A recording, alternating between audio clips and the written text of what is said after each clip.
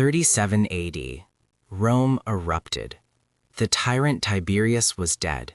A new emperor arrived, young, beloved, the son of Rome's greatest general. Citizens poured into the streets and wept. 4 years later, the Senate voted to erase his name from history, damnatio memoriae, the condemnation of memory. 4 years. What happened? This is not a list of how crazy Caligula was. I want to ask one question. Can a person be born a monster, or does the world make them one?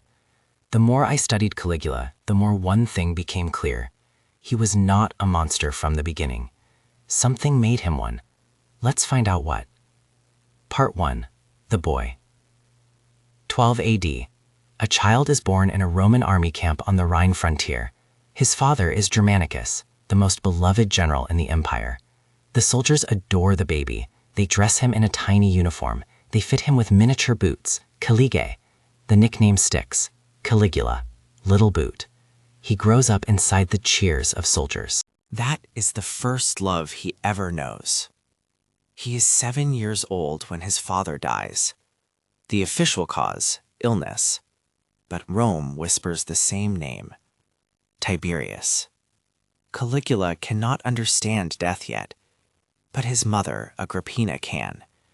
She looks at her children and says quietly, "The emperor killed your father."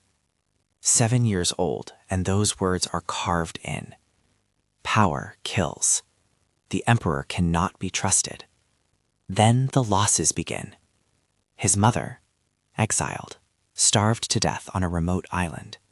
His brother, Nero Caesar, dead in captivity. His brother, Drusus Caesar, dead in captivity. All of this before Caligula turns 16. His mother, both brothers, gone. And Caligula? He survived. How? He stayed silent. He smiled. He pretended to know nothing. That was the lesson. To survive, you must conceal everything. And once you have power, never let it go. Part 2. The Island. While his family was being destroyed one by one, Caligula was living beside the man doing it. Tiberius kept him on the island of Capri for 6 years, not as a guest, as a hostage, 18 to 24 years old. Every day, he watched an emperor who tortured people for entertainment. Every day, he learned. He learned what fear looks like on a human face. He learned what absolute power does to a man. He learned how to use both. Suetonius wrote this: Caligula never once, in the presence of Tiberius, showed any grief or complaint about what was being done to his family. Not once. His mother starving to death, no reaction. His brothers executed, no reaction. Tiberius looked at this boy and said, "I am raising poison, for myself and for everyone." He knew, and still he didn't kill him. Because Caligula never gave him a single reason to. 6 years, a perfect mask. What was building behind it, no one could see. Now, why did Tiberius leave Caligula as his heir at all? Simple. He had no one else. The only other candidate was Gemellus, Tiberius's teenage grandson, whose legitimacy was shadowed by rumors that he wasn't Tiberius's blood. Everyone else? Caligula's brothers, eliminated by Tiberius himself. His mother, eliminated by Tiberius himself. He had destroyed every rival with his own hands, and at the end, only Caligula remained. The void Tiberius created, he had to fill with the boy he feared most. When Tiberius died in 37 AD, the Praetorian prefect Macro, long and secret alliance with Caligula, moved fast. The Senate followed. Caligula did not become emperor because he was great. He became emperor because he survived, and because a broken, exhausted Rome needed someone to believe in. Part 3. The Emperor. Rome gave him everything. He freed political prisoners. He burned the treason records. He recalled the exiled.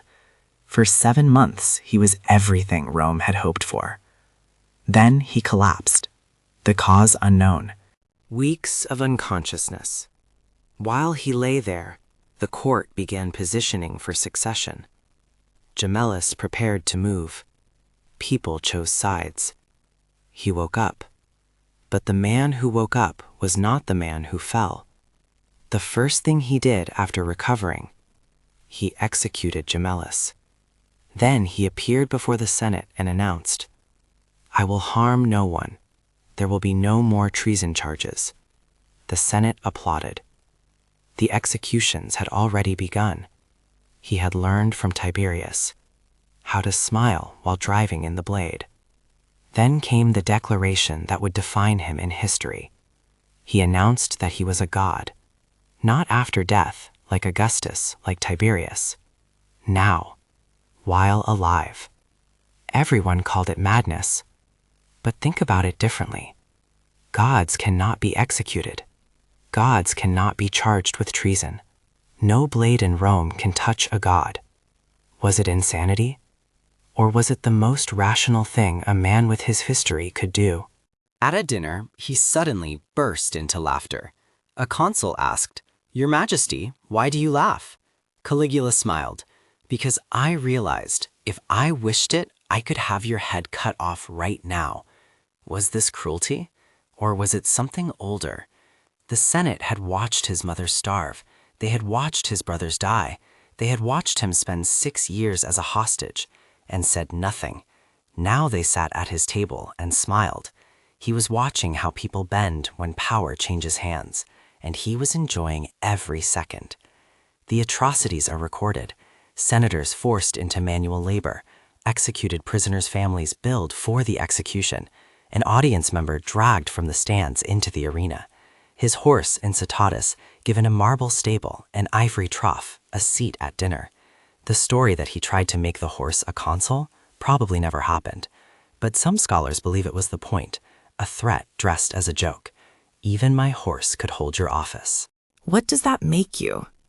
Madness, or the most savage kind of contempt. 2,000 years later, we still can't be certain. Part 4, the end. 16 minutes to 1930. January 24th, 41 AD. Caligula watched a performance at the Palatine Palace. When it ended, he walked toward a narrow corridor. Cassius Jureia was waiting at the other end. A soldier, rigid, proud. For years, Caligula had given him humiliating watchwords. Venus, Priapus, mocking him in front of his men every single day. Soldiers have limits. The first blade struck Caligula's shoulder. He staggered. By the accounts, he cried out, "I'm still alive." The second blade came. Then the third. 30 wounds. The man who had called himself a god died like a man. Third emperor of Rome.